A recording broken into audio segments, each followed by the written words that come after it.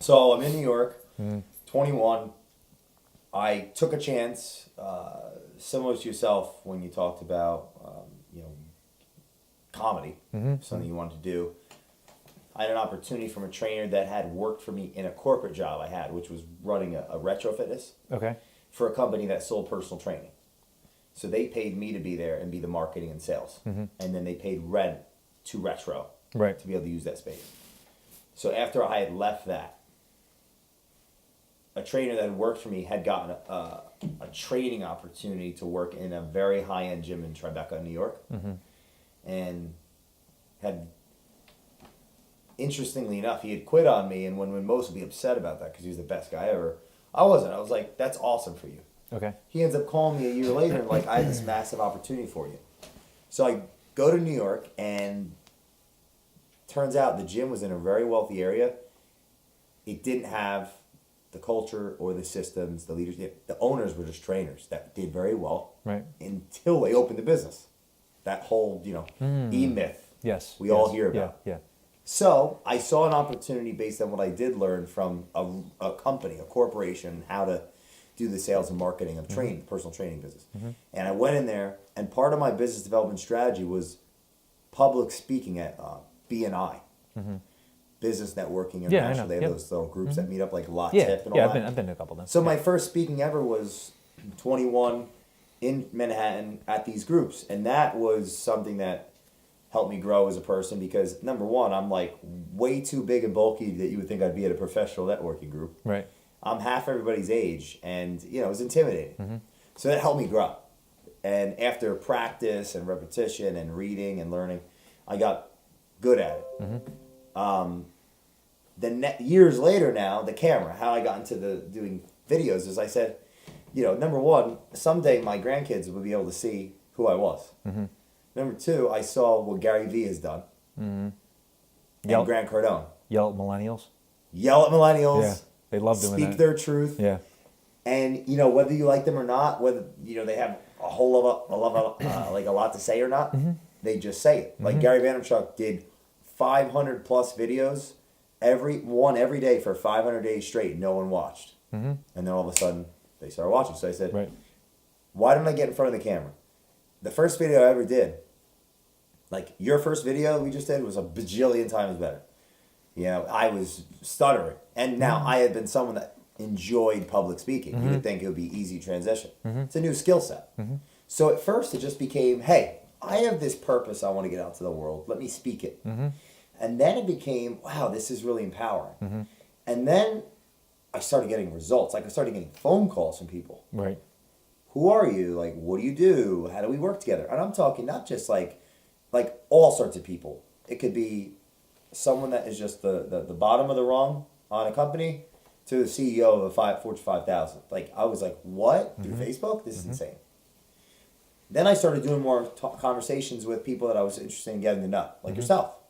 And, George, Beatty, Julian Bradley, people that I met from real estate, some influencers in real estate, lots of people. And then I saw their faces after they had done a video, like a couple, with the right approach.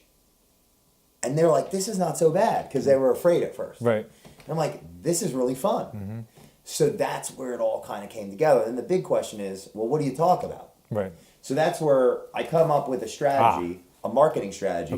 That I hired a coach to coach me on how to come up with like content for courses. Like, how do you create a course? So this year in 2018, Culture Matters University will have 5 courses launch. One on public speaking, one on sales, one on Facebook marketing, one on LinkedIn, and one on culture development. It all started with the culture, but it became the others because those are the tools I use to actually get culture to matter. You should add stock options to that too. Well, we definitely should talk about that because I know that's in your guys' wheelhouse. So how I was coached to do it was, and even if you guys can't see on the audience there, it's if you think about like a general topic, like real estate. Okay. So that would be the topic. So if you write topic down, like if anyone's watching this home, and you get it on a blank piece of paper, you write topic. And let's just write real estate down. This is an example. So real estate is super broad. We could talk about real estate investing. We could talk about real estate like home ownership. We could talk about real estate flip. We could talk about so many facets of real estate. So that's the main topic. So to come up with a course, first you got to figure out the general topic. Now we want to go a little bit more specialized, but not too specialized. So we're going to come up with 3 categories. Okay. So, like I just said, if you're thinking about a tripod or the camera's real estate. Mm-hmm. The tripod has 3 legs. Yep. So one of the legs, let's say it's category number 1, is real estate investing. Okay. Right? Now, what's another category of real estate? I just said a couple. Wholesaling? Wholesaling. Okay, so for example, that what you just said is perfect. Mm-hmm. Let's say the topic is real estate and the category is real estate investing. Because you just said wholesaling, it wouldn't go here as a category. It would go under real estate investing as a subcategory. Why? Because under real estate investing would be wholesaling, fix and flip, buy and hold, short sale, and those would be now little mini categories within real estate investing. Does that make sense? Okay. I could see that. Yeah. Because then, but there's a difference between investing and wholesaling. Major difference. Yeah. But you want to group it that way. Now we can group it any way that we want. Yeah. I guess the premise is most people think that is investing though. Right. Correct? Correct, but they're wrong. They're wrong. I live by a mantra: give them what they want. Yeah. Help them buy what they need. Gotcha. Okay. So, okay. However, you made a good point. In a content creation standpoint, if we're going to sit down, let's say I said to you tomorrow, "Hey Evan," and you've never done any of this before. Come up with 50 video ideas. Right. It's like coming up with 100 things in a minute.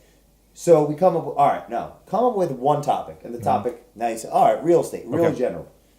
Now we want to come up with 3 categories. Okay. Let's just say. So now, from those 3 categories, we're going to come up with 5 subcategories and then 5 videos each subcategory. Before you know it, now you've got 20 videos or something. Right.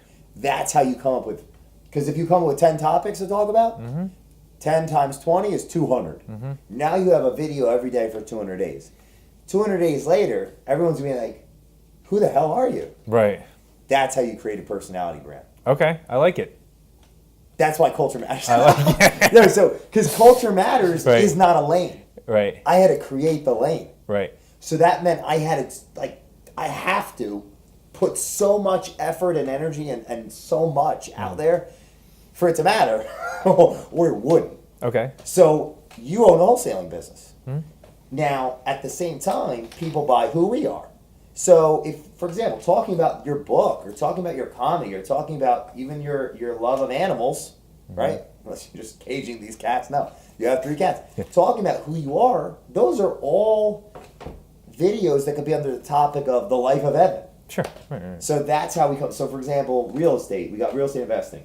If we're going to break real estate investing as a category, then we could do you could put real estate investing here. You could do wholesale, actually. I like that. Wholesale here. Do lending?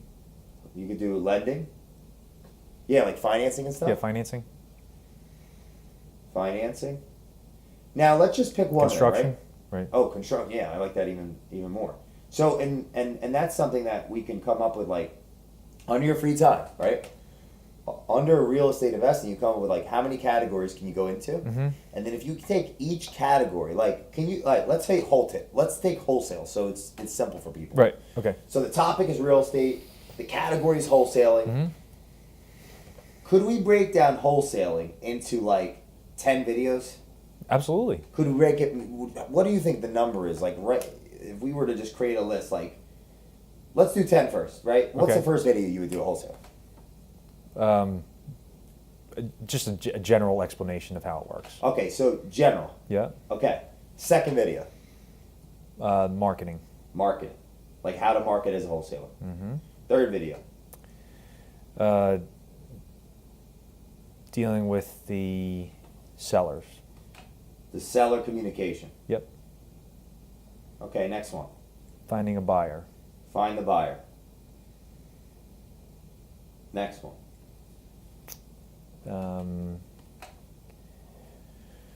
Conveyancing. Yeah, I don't even know what that is. Conveyance. It's all the things associated with getting the title clear. Got it. Yeah, that seems like a pain. 6. What's the 6th video?